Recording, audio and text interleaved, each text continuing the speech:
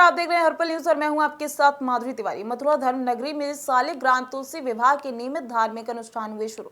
किशोरी कृपा धाम में आज से तुलसी शालिग्राम विवाह को लेकर धार्मिक आयोजन शुरू हो गए हैं। धर्म नगरी तुलसी शालिग्राम विवाह गोपाष्टमी का पर्व बड़ी ही धूमधाम से मनाया जाता है, जिसमें दूर दराज भक्तों का सैलाब बड़ी संख्या में उमड़ता दिखाई देता है। इस पर्व को विदेशी भक्त भी बड़े हर्षोल्लास के साथ मनाते हैं। किशोरी कृपा धाम में रविवार से शुरू तुलसी शालिग्राम विवाह को लेकर अनुष्ठान चालू हो गए हैं, जो कि 30 नवंबर तक चलेगा, जिसके चलते किशोरी कृपा धाम द्वारा गरीबों को भोजन और निःशुल्क औषधि वितरण भी किया जाएगा।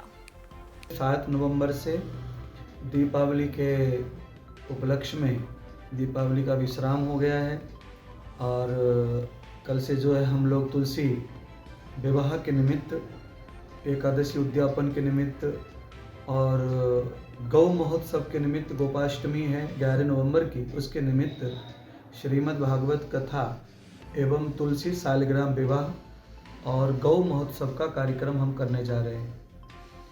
और कल से वो कार्यक्रम प्रारंभ होगा, जिसकी कलश यात्रा कल जुगल घाट से सुबह 7:30 से 8 बजे निकलेगी और किशोरी सेवाधाम परिक्रमा मार्ग तक आएगी। यहाँ पे ही पंडाल है और यहाँ से ही कल वो कथा शुरू होकर के 30 नवंबर तक निरंतर 3 कथाओं का वाचन होगा यहाँ, और अलग अलग अनुष्ठान देश के कल्याण के लिए किए जाएंगे जो निरंतर होते आ रहे हैं किशोरी सेवाधाम की तरफ से। तो हम आप सबको, पूरे देशवासियों को, जो भी लोग हमारी संस्कृति को पसंद करते हैं, उन सबको आमंत्रित करेंगे कि आप सब लोग श्री धाम वृंदावन पधारें, किशोरी धाम की सेवाओं को स्वीकार करें और यहाँ आके कार्तिक मास में श्री धाम वृंदावन की जो महिमा है, भगवान श्री कृष्ण और माता लक्ष्मी का धाम पूरा कार्तिक में उनका धाम खुला रहता है सब भक्तों के लिए। इसीलिए कार्तिक की महिमा के साथ ही हम लोग साल में एक ही बार एकादशी उद्यापन का कार्यक्रम होता है, और वो होता है तुलसी विवाह की एकादशी आती है, देवउठनी एकादशी, उसी में। केंद्रीय माध्यमिक शिक्षा बोर्ड की 10वीं 12वीं की टर्म 1 परीक्षा में ओएमआर शीट पर पेंसिल से उत्तर देना छात्र को महंगा पड़ सकता है। बोर्ड ने ओएमआर शीट पर पेंसिल का प्रयोग पूरी तरह से वर्जित किया है। छात्र के पेंसिल को प्रयोग करने पर उसे नकल के रूप में माना जाएगा। ऐसा करने पर छात्र के खिलाफ कार्रवाई भी की जाएगी। ओएमआर शीट पर पेन से लिखे उत्तर को सही माना जाएगा। शीट में नीले या काले पेन से गोले को काला करने के साथ साथ उत्तर को बॉक्स में भी लिखना होगा। बॉक्स में लिखे गए उत्तर को ही आखिरी माना जाएगा। सीबीएसई में टर्म 1 परीक्षा को लेकर स्कूलों को छात्रों के लिए ओएमआर शीट समझाने के दिशा निर्देश जारी किए गए हैं। सीबीएसई परीक्षा नियंत्रक डॉक्टर संयम भारद्वाज की ओर से जारी निर्देशों में कहा गया कि बोर्ड 10वीं 12वीं की परीक्षा के लिए पहली बार ओएमआर का उपयोग कर रहा है। ऐसे में सभी छात्रों और स्कूलों को ओएमआर शीट के विषय में जानकारी दे दी गई है। बोर्ड की ओर से स्कूलों को छात्रों व शिक्षकों के लिए अभ्यास सत्र आयोजित करने के लिए भी कहा गया है, जिससे वह ओएमआर शीट को अच्छी तरह से समझ सके। मालूम हो कि बोर्ड कोरोना महामारी के कारण पहली बार 2 चरणों में परीक्षा आयोजित कर रहा है। दिल्ली हाईकोर्ट ने शनिवार को कहा कि अपराध की जांच कर रहे अधिकारी किशोर अपराधियों की उम्र निर्धारण की प्रक्रिया हर हाल में 15 दिन के अंदर पूरी करें। जांच अधिकारी को सुनिश्चित करना होगा कि किशोर के संबंध में आदेश के बाद 15 दिन के भीतर अस्थिपंजर परीक्षण की रिपोर्ट किशोर न्याय बोर्ड के समक्ष पेश कर दी जाए। जस्टिस सिद्धार्थ मृदुल और जस्टिस अनूप जयराम भांबानी ने कहा कि किशोर न्याय बोर्ड को भी यह सुनिश्चित करना चाहिए कि अपराध की प्रकृति चाहे जैसी भी हो, कानून का उल्लंघन करने वाले किशोरों से संबंधित सभी मामलों में उम्र निर्धारण की प्रक्रिया 15 दिन में पूरी की जाए। हाईकोर्ट ने किशोरों से संबंधित पूछताछ की प्रक्रिया को सुव्यवस्थित करने के लिए भी विभिन्न निर्देश जारी किए हैं। साथ ही यह स्पष्ट किया है कि सभी संबंधित अधिकारियों को पूरी ईमानदारी से इसका पालन करना चाहिए। पीठ किशोर न्याय अधिनियम के कुछ प्रावधानों की व्याख्या और प्रभावी संबंधित विभिन्न मुद्दों पर विचार कर रही थी। पीठ ने दिल्ली सरकार को 4 हफ्तों में उन मामलों की संख्या बताने का भी निर्देश दिया है जहां किशोर से जुड़े मामले 6 महीने से 1 साल तक लंबित है। साथ ही जांच शुरू कब हुई और किशोर को पहली बार जेजेबी के समक्ष कब पेश किया गया, कोर्ट अब 14 दिसंबर को अगली सुनवाई करेगा। ड्रग्स केस में विवाद में चल रहे एनसीबी अधिकारी समीर वानखेड़े के पिता ध्यानदेव काचरुची वानखेड़े ने बॉम्बे हाईकोर्ट में महाराष्ट्र के कैबिनेट मंत्री नवाब मलिक के खिलाफ मानहानि का मुकदमा दायर किया है। दायर केस में समीर वानखेड़े के पिता ने नवाब मलिक पर चरित्र और प्रतिष्ठा को क्षति पहुंचाने का आरोप लगाया है। वहीं समीर वानखेड़े के वकील अरशद शेख ने इस मामले पर जवाब देते हुए कहा कि नवाब मलिक वानखेड़े के परिवार पर रोजाना झूठे आरोप लगा रहे हैं। मलिक उनके परिवार को फ्रॉड कह रहे हैं और उनके धर्म पर सवाल उठा रहे हैं कि वह हिंदू नहीं है। इतना ही नहीं, मलिक उनकी बेटी यास्मीन के करियर को भी बर्बाद कर रहे हैं, जो एक क्रिमिनल लॉयर है। वानखेड़े के वकील ने कहा कि मलिक ने वानखेड़े के परिवार के सदस्यों के नाम चरित्र, प्रतिष्ठा और सामाजिक छवि को धूमिल करने की कोशिश में लगे हैं। वानखेड़े के वकील के अनुसार मानहानि केस में यह बताया गया है कि मलिक ने पूर्वाग्रह से प्रेरित होकर समीर वानखेड़े के परिवार के सदस्यों के नाम, चरित्र, प्रतिष्ठा और सामाजिक छवि को नुकसान पहुंचाया है। वानखेड़े के पिता ध्यानदेव की मांग है कि मलिक, उनकी पार्टी के नेताओं और अन्य सभी को उनके और उनके परिवार के खिलाफ मीडिया में कुछ भी आपत्तिजनक, मान हानिकारक सामग्री लिखने, बोलने, प्रकाशित करने पर रोक लगाई जाए। ध्यानदेव ने हाईकोर्ट से अपील करते हुए कहा है कि मलिक के बयान और आरोप चाहे लिखित हो या मौखिक, दोनों ने उनकी और उनके परिवार की छवि को नुकसान पहुंचाया है। इस तरह से लगाए गए आरोप प्रकृति में अत्याचारी और मान हानिकारक हैं। इसके अलावा ध्यानदेव ने हाईकोर्ट से अपील करते हुए कहा है कि नवाब मलिक के इलेक्ट्रॉनिक और सोशल मीडिया में दिए गए सभी बयान जल्द से जल्द हटाए जाएं। इससे पहले भाजपा नेता मोहित कंबोज ने भी नवाब मलिक के खिलाफ 100 करोड़ रुपए का मानहानि का केस ठोका था। नवाब मलिक लगातार भाजपा नेता मोहित कंबोज और उनके परिवार पर गंभीर आरोप लगा रहे थे। मेरा असली नाम तो ज्ञानदेव कचरूजी वानखेड़े है। पैदाइश होने से पहले, स्कूल जाने से पहले सब A to Z मेरा अभी तक का रिकॉर्ड, मेरा डिपार्टमेंट का रिकॉर्ड, स्कूल का, कॉलेज का, एनसीसी का, ज्ञानदेव वानखेड़े मेरा नाम है। मराठी में ज्ञानदेव बोलते, हिंदी में ज्ञानदेव बोलते। मेरा कभी दाऊद से कोई संबंध भी नहीं नाम से हो। अभी किधर से फर्जी बना के लाए ये भी मुझे पता नहीं, और ये सब झूठ है, सब पूरा है। पंजाब और हरियाणा में खेतों से फसल काटे जाने के बाद बची खूंटियों को जलाने को लेकर केंद्र और राज्य सरकार के बाद एनजीटी ने भी रोक लगाने का आदेश दिया है। लेकिन किसानों का कहना है कि फसल अवशेष को जलाने के अलावा उनके पास बेहद कम विकल्प है। किसान खूंटियों को इसलिए जलाता है ताकि उस जमीन पर अगली फसल उगा सके। इस खरीफ अवधि में दोनों ही राज्यों में धान ही बम्पर फसल होने का अनुमान है और 2.25 करोड़ टन से अधिक पैदावार की उम्मीद है। पंजाब इस सीजन में 1.8 करोड़ टन धान की सरकारी खरीद की उम्मीद कर रहा है। वहीं हरियाणा के टोहाना उपमंडल अधिकारी डॉक्टर चिनार चहल और एग्रीकल्चर विभाग के विशेषज्ञ डॉक्टर अजय ढिल्लो और उनकी टीम के प्रयासों की ओर से इस बार जाखल खंड के गांव चांदपुरा में 1000 एकड़ से ज़्यादा पराली प्रबंधन के कार्य किए गए हैं, जिसमें चांदपुरा गांव के किसानों ने भी बढ़ चढ़कर भाग लिया है। पराली का प्रबंधन कराने में अपना सहयोग भी दिया है। जानकारी के अनुसार डॉक्टर अजय कुमार ढिल्लो ने बताया कि यह प्रबंधन टोहाना उपमंडल अधिकारी डॉक्टर चिनार चहल और उनके विभाग के द्वारा किसानों के पूरे सहयोग से इस मुहिम को सफल किया गया है, क्योंकि इस मुहिम में किसानों ने गांव लगाए गए हर कैंप में बढ़ चढ़कर भाग लिया और पराली प्रबंधन में भी पूरा सहयोग किया। इसी के फलस्वरूप अकेले चांदपुरा गांव में 1000 एकड़ से ज्यादा का पराली प्रबंधन करके एक तरह से मिसाल कायम की गई, जिसके लिए कृषि विभाग टोहाना उपमंडल अधिकारी डॉक्टर चुनाव चहल और पूरे चांदपुरा के किसानों का धन्यवाद व आभार व्यक्त करते हैं।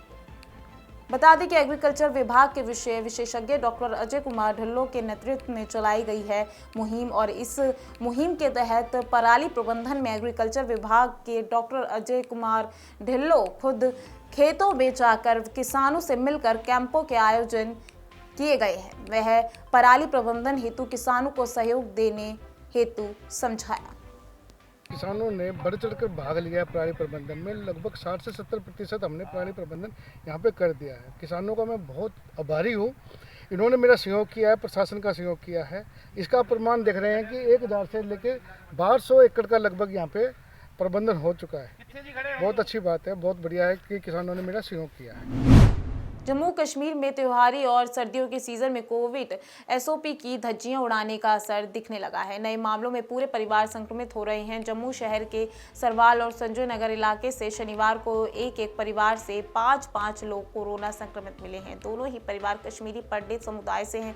संजय नगर के एक संक्रमित मरीज को DRDO कोविड अस्पताल जम्मू में भर्ती कराया गया है, जबकि दोनों परिवारों के अन्य 9 लोगों को होम आइसोलेट किया गया है। शनिवार को प्रदेश में 151 नए संक्रमित मिले हैं, जिनमें कश्मीर संभाग से 135 मामले हैं। हालांकि आधिकारिक तौर पर जम्मू में एक संक्रमित परिवार का आंकड़ा प्रदर्शित नहीं किया गया है। चिंता यह है कि नए मामले मिल रहे संक्रमित मामलों में अधिकांश पीड़ितों ने दोनों कोविड टीकाकरण की खुराक ली है। कोविड विशेषज्ञों के अनुसार सामाजिक दूरी का ध्यान न रखने के कारण संक्रमण के प्रसार को बढ़ने में मदद मिली है। त्योहारी सीजन खत्म होने के बाद अगले 1-2 हफ्तों में कोविड का प्रसार बढ़ सकता है। बताया जाता है कि सरवाल में संक्रमित हुए परिवार का एक सदस्य हाईकोर्ट में एसओ के पद पर कार्यरत है। आशंका है कि बाहर से संक्रमण लाने के कारण परिवार के अन्य सदस्य पीड़ित हुए हैं। इसी तरह संजय नगर में संक्रमित हुए परिवार के यहाँ कुछ दिन पहले शादी समारोह था, जिससे आशंका है कि वहां से ही उन्हें संक्रमण मिला। पुराने लखनऊ के नखास मार्केट में स्थित सिटी कार्ट शॉपिंग मॉल में शनिवार रात भीषण आग लग गई। मॉल के ऊपर बने फ्लैट में रहने वाले 10 लोग फंस गए। फायर ब्रिगेड और पुलिस वालों ने लोगों को सीढ़ी के जरिए सुरक्षित बाहर निकाल लिया। रेस्क्यू ऑपरेशन में धुएं की वजह से एक शख्स की हालत बिगड़ गई। FSO चौक RK यादव अपने कंधे पर लाद कर शख्स को नीचे उतार कर लाए। देर रात आग पर काबू पा लिया गया। शनिवार रात करीब 9 बजे मॉल में ग्राहक मौजूद थे। अचानक धुआं और आग की लपटें देखकर लोग बाहर की तरफ भागे। मॉल के अंदर धुआं भरने लगा। आग को काबू करने के लिए लोगों ने पानी डालना शुरू किया, लेकिन कामयाबी नहीं मिली। फायर ब्रिगेड की गाड़ी चौक फायर स्टेशन से पहुंच गई। इंस्पेक्टर चौक रत्नेश सिंह भी बचाव कार्य में डट गए। मॉल में तीसरी और चौथी मंजिल पर फ्लैट बने हैं। यहाँ परिवार रहते हैं। आग लगने के बाद लोग सीढ़ियों से नीचे उतरे, लेकिन धुआं भरने के बाद तकरीबन 10 लोग तीसरी मंजिल पर ही फंस गए। बचाव का शोर सुनकर फायर ब्रिगेड कर्मचारियों ने बाहर से सीढ़ी लगा दी। इसकी मदद से 4 लोगों को नीचे उतारा गया, जबकि कुछ लोगों को सुरक्षित मॉल की छत पर ले जाया गया। मॉल की चौथी मंजिल पर रहने वाले कंबर मिर्जा धुआं की वजह से बेसुध हो गए। FSO RK यादव आग की लपटों के बीच ऊपर पहुंच गए। वहां से कंबर मिर्जा को कंधे पर उठाकर एक कर्मचारी की मदद से बचाकर नीचे लेकर आए। देर रात तक बचाव के काम जारी थे। आग लगने की वजह शॉर्ट सर्किट बताई जा रही है। अब सोमवार को फायर विभाग आग लगने के कारण की रिपोर्ट तैयार करेगा। दिवाली के बाद से दिल्ली NCR की आबोहवा बेहद खराब हो गई है। लोगों को सांस लेने में काफ़ी तकलीफ हो रही है। आंखों की खुजली की परेशानी भी बढ़ गई है। बच्चे और बुजुर्ग सबसे ज़्यादा इसकी चपेट में हैं। सफ़र में अनुसार दिल्ली की समग्र वायु गुणवत्ता 436 AQI के साथ गंभीर श्रेणी में बनी हुई है, जिसमें PM10 का स्तर 412 और PM 2.5 का 286 है। दिल्ली NCR के करीब 55,000 वर्ग किलोमीटर पर उजाला अंधेरा सफ़ेद धुआं छाया हुआ है। नोएडा की हवा भी 450 AQI के साथ गंभीर श्रेणी में बनी हुई है। उत्तर प्रदेश के मेरठ से लेकर हरियाणा के जिंद तक की हवा गंभीर स्तर तक प्रदूषित हो गई है। शनिवार को गाजियाबाद देश का सबसे प्रदूषित शहर रहा। वहीं नोएडा व गुरुग्राम दूसरे व तीसरे सबसे ज़्यादा प्रदूषित शहर बने रहे। प्रदूषण पर नज़र रखने वाली एजेंसियों ने बताया था कि रविवार को भी राहत नहीं मिलेगी। केंद्रीय प्रदूषण नियंत्रण बोर्ड के आंकड़ों के मुताबिक शनिवार को गाजियाबाद का 24 घंटे का औसत वायु गुणवत्ता सूचकांक 466 दर्ज किया गया था। इस बीच शहर के कई इलाकों का प्रदूषण स्तर 500 से 600 के बीच में रहा। दूसरी तरफ 461 के सूचकांक के साथ नोएडा दूसरा सबसे प्रदूषित शहर बना। वहीं गुरुग्राम का वायु गुणवत्ता 456 रिकॉर्ड किया गया। CPCB विशेषज्ञों का कहना है कि हालात आपातकाल के नजदीक आ रहे हैं।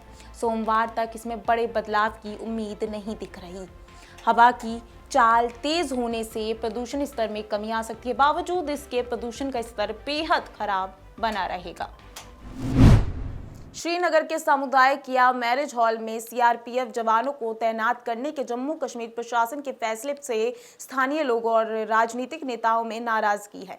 पिछले कुछ दिनों में सीआरपीएफ ने कम से कम 2 प्रमुख सामुदायिक हॉलों को अपने कब्जे में ले लिया है, जिसको लेकर स्थानीय लोग काफी रोष में हैं और इसके खिलाफ लगातार अपना विरोध जता रहे हैं। लोगों का कहना है कि सुरक्षा कर्मियों को वैकल्पिक आवास दिए जाने चाहिए। निवासी ने बताया कि कुछ दिन पहले कुछ पुलिस वाले यहां देखने आए थे कि क्या वो हमारे स्थानीय सामुदायिक हॉल में सीआरपीएफ के जवानों को ठहरा सकेंगे। जम्मू कश्मीर प्रशासन का यह बहुत बेतुका फैसला है। लोग अपने सभी जरूरी इवेंट्स को इन हॉलों में आयोजित करते हैं। वहीं खान यार के एक निवासी ने कहा कि ये हॉल भीड़ भाड़ वाले इलाकों में मौजूद है और अगर यहाँ किसी भी तरह की आतंकवादी गतिविधि होती है तो सुरक्षा बलों के द्वारा जवाबी कार्रवाई की जाती है, तो इससे आसपास के स्थानीय लोगों को खतरा हो सकता है। उन्होंने कहा, हमें नतीजों का डर है। साल 1971 में हुए भारत पाकिस्तान युद्ध में भारतीय सशस्त्र सेनाओं को मिली जीत की स्वर्ण जयंती को उपलक्ष्य में 2 साल पहले प्रधानमंत्री नरेंद्र मोदी द्वारा राष्ट्रीय राजधानी से रवाना की गई अगरतला पहुंच गई। शनिवार को विजय परिक्रमा कराने के बाद मशाल को 57 माउंटेन के जवानों और डॉन बेस्को स्कूल के छात्रों ने औपचारिक रूप से स्वीकार किया। ओलंपियन दीपा कर्माकर और छात्रों ने विजय मशाल का शुक्रवार को चांदमारी सेना स्टेशन पर स्वागत किया। इस मौके पर मुख्यमंत्री विप्लव कुमार देव ने कहा कि भारतीय सेना विश्व की सर्वश्रेष्ठ सशस्त्र सेनाओं में से एक है। भारतीय सेना के हजारों जवानों ने मुक्ति योद्धाओं के साथ मिलकर 1971 में बांग्लादेश मुक्ति संग्राम में अहम भूमिका निभाई थी। देव ने लॉन्स नायक अल्बर्ट एक्का की वीरता को याद किया, जो 1971 के युद्ध में तत्कालीन पूर्वी पाकिस्तान के गंगा नगर में शहीद हो गए थे। मशाल यात्रा का उद्देश्य भारत की विजय और हमारे युद्ध नायकों के बलिदान का संदेश देश के सुदूर इलाकों और तटों तक फैलाना है। 16 दिसंबर 2020 को प्रधानमंत्री नरेंद्र मोदी द्वारा विजय ज्योति प्रज्वलित करने के साथ विजय वर्ष समारोह की शुरुआत हुई थी। विजय मशाल को पूरे भारत में ले जाया जा रहा है और इसकी यात्रा के दौरान बड़ी संख्या में स्मारक कार्यक्रम आयोजित किए जा रहे हैं। अफगानिस्तान की सत्ता में तालिबान की वापसी के बाद पहले पंजशीर और अब इस्लामिक स्टेट उसके गले की फांस बन रहा है। हालांकि तालिबान ने अपने खिलाफ उठने वाली हर आवाज को बंदूक के दम पर कुचलने का काम किया है। पंजशीर में छिड़े विद्रोह को उसने इस तरह शांत किया था और अब तालिबान ने दावा किया है कि उसने इस्लामिक स्टेट के 55 से अधिक आतंकियों को घुटने के बल ला दिया है। तालिबान का कहना है कि उसने इस्लामिक स्टेट के आतंकियों को समर्पण के लिए मजबूर कर दिया है। इससे पहले भी उसने 65 आतंकियों के आत्मसमर्पण का दावा किया था। अफगानिस्तान ने आतंकी संगठन इस्लामिक स्टेट तालिबान की गले की फांस बन चुका है। वह तालिबान के लड़ाकों को निशाना बनाते हुए लगातार हमले कर रहा है। इसमें कई तालिबान लड़ाकों की मौत भी हो चुकी है। इस्लामिक स्टेट ने पिछले दिनों बयान जारी किया था कि तालिबान ने अफगानिस्तान को बर्बाद करने का काम किया है और वह इसे खत्म करेगा। पिछले 2 महीने में आईएस ने अफगानिस्तान में आतंकी हमले भी बढ़ा दिए थे। यमुना के पानी में अमोनिया की मात्रा बढ़ने से रविवार को दिल्ली में पेयजल आपूर्ति बाधित रहेगी। इस दौरान सोनिया विहार, वजीराबाद, भागीरथी, चंद्रावल और ओखला ट्रीटमेंट प्लांट से पेयजल का उत्पादन प्रभावित होगा। दिल्ली जल बोर्ड का कहना है कि यमुना के पानी में अमोनिया की मात्रा बढ़ गई है। इससे दिल्ली के 5 बड़े वाटर ट्रीटमेंट प्लांट अपनी पूरी क्षमता से काम नहीं कर सकेंगे। नतीजतन पूर्वी दिल्ली और दक्षिण दिल्ली के कई इलाकों में रविवार सुबह शाम पानी की आपूर्ति प्रभावित रहेगी। कई इलाकों के लोगों को रविवार को पानी की कमी का सामना करना पड़ सकता है। इनमें साकेत, कटवरिया सराय, पुष्प विहार, जाफराबाद, झिलमिल, कड़कडूमा, सिविल लाइंस, कमला नगर, शक्ति नगर, करोल बाग, पहाड़गंज, पटेल नगर, राजेंद्र नगर, बलजीत नगर, प्रेम नगर, इंद्रपुरी और एनडीएमसी के कुछ इलाके शामिल हैं। इसके अलावा Kalkaji, Govindpuri, Tughlakabad, Sangam Vihar, Ambedkar Nagar, Prahladpur, Subhash Park, Model Town, Gulabi Bagh, Punjab Bagh, Jahangirpuri, Moolchand, Greater Kailash, Burari और इसके आसपास के इलाकों में भी रविवार की सुबह और शाम पानी की सप्लाई प्रभावित रह सकती है। जल बोर्ड की तरफ से कहा गया है कि इन इलाकों में जल बोर्ड टैंकरों के जरिए पानी सप्लाई करने की कोशिश करेगा। साथ ही सलाह भी दी गई है कि पानी की उचित मात्रा में इस्तेमाल करें।